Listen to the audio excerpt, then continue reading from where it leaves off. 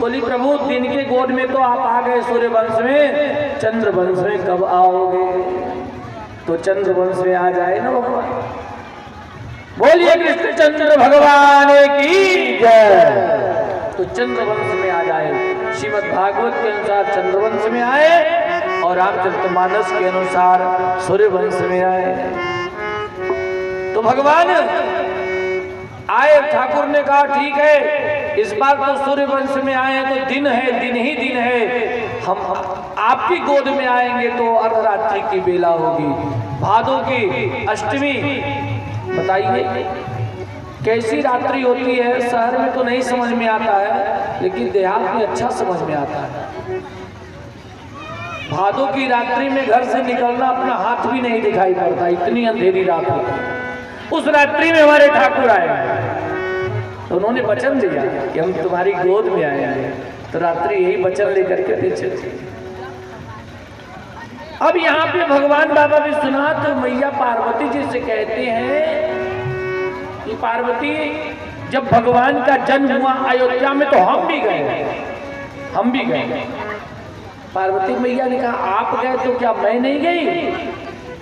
भगवान शिव ने कहा मुझे नहीं मालूम आप गई कि नहीं गई, वो तो मुझे नहीं मालूम, लेकिन ये मालूम है कि मैं गया था। तो मैया पार्वती ने कहा कैसे गए थे ये भी बता दो थोड़ा। कवि कुल चूड़ामणि गोस्वामी तुलसीदास जी महाराज कहते हैं कि बाबा विश्वनाथ कहते हैं कि और एक कहूं नीच चोरी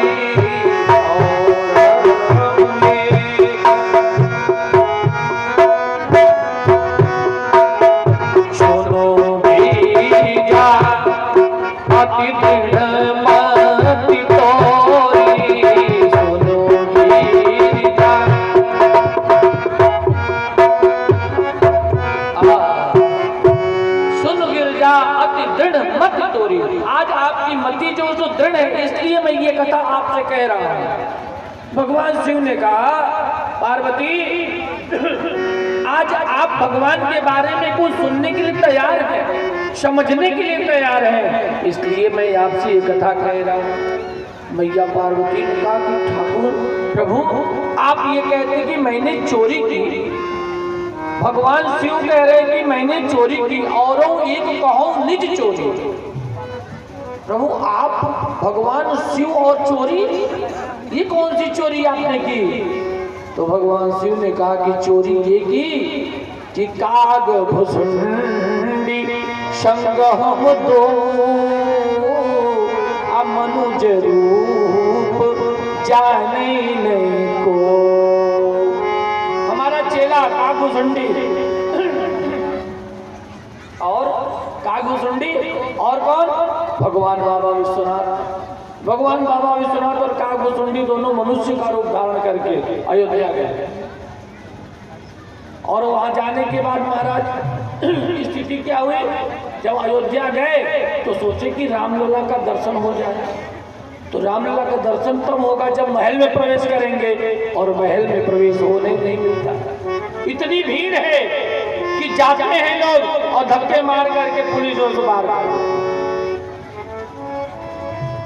स्थिति क्या हुई, तो भगवान बाबा विश्वनाथ ने कहा, तो मैया पार्वती ने कहा कि अच्छा ये बताओ प्रभु कि आपको दर्शन कैसे हुआ, आपको दर्शन कैसे हुआ? तो भगवान शिव ने कहा कि दर्शन कैसे हुआ बताओ। दर्शन तब हुआ कि हमने पहले तो मदारी का रूप धारण किया, मनुष्य बनने के बाद भी मदारी बन गए। एक बंदर लेके गए और कागभूषुंडी चेला जो पीछे पीछे। जब हम लोग गए तो सोचे कि खिड़की राजमहल की खिड़की जो पीछे थी, तो हम लोग खिड़की के पीछे गए और वहां जा करके और महाराज अपना खेला दिखाने चालू किया। कौन सा खेला? बंदर का खेला। और जब खेला दिखाने चालू किए तो सोचे कि रामलला कहीं बंदर के लिए रोएंगे तो हो सकता है माँ कौशल्या हमको महल में बुला ले। लेकिन वहां तो बड़ी स्थिति खराब हो गई कि रामलला रोने लगे। और जब रोने लगे महाराज तो मैया कौशल्या के मन में आई कि ये कहाँ से डमरू बज रहा है, ये कौन आकर के यहाँ खेला दिखा रहा है, इसको जो है सो मना करो जाकर के, क्योंकि ये हमारे रामलला को जो है रुला रहा है, इसकी नींद खराब हो गई, इनकी नींद खराब हो गई, भगाओ जल्दी इनको। अब वहाँ पुलिस वाले गए, सिपाही डंडा मार के बोले भागो यहाँ से, तुम अपना अंदर बंदर लेकर के। रामलला जो है सो रो रहे हैं महल में। अब जो है सो बोले ये भी काम खत्म हो गया, अब रामलला का दर्शन कैसे हो। अब जो है सो बड़ी समस्या, फिर भीड़ में आए, सोचे कि किस तरह से अंदर प्रवेश हो जाए, लेकिन प्रवेश नहीं हुआ। बीच न फिर मगन मन भो, लंबे घाटे फिर रहे हैं, किसके लिए? संसार वालों के लिए, समाज के लिए, परिवार के लिए नहीं, ठाकुर के दर्शन के लिए।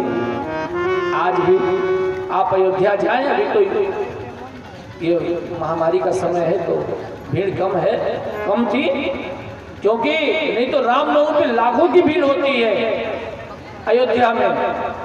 महाराज स्थिति क्या हुई, अब भगवान शिव ने सोचा कि अब क्या करें, तो चेला ने कहा देखिए कभी कभी गुरु से चेला ज्यादा चालाक हो जाता है। हाँ, गुरु गुरु रह जाते हैं, चेला चीनी हो जाते हैं। तो चेलवा ने कहा, क्या कहा, अरे बाबा एक बात बताएं। बोले हाँ हाँ बताओ।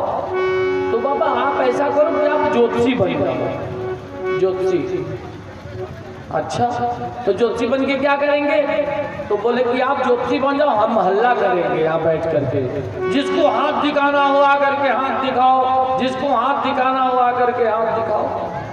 अब महाराज सरजू के किनारे बाबा जो है अपना बढ़िया भस्म मार करके बैठ गए ज्योतिषी बन करके।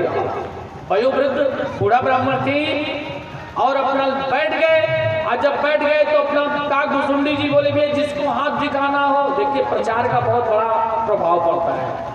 अब ज्योतिषी जी प्रचार नहीं करेंगे, अब वो चेला जी तो प्रचार करना चालू किए, जिसको हाथ दिखाना हो आकर के हाथ दिखाओ।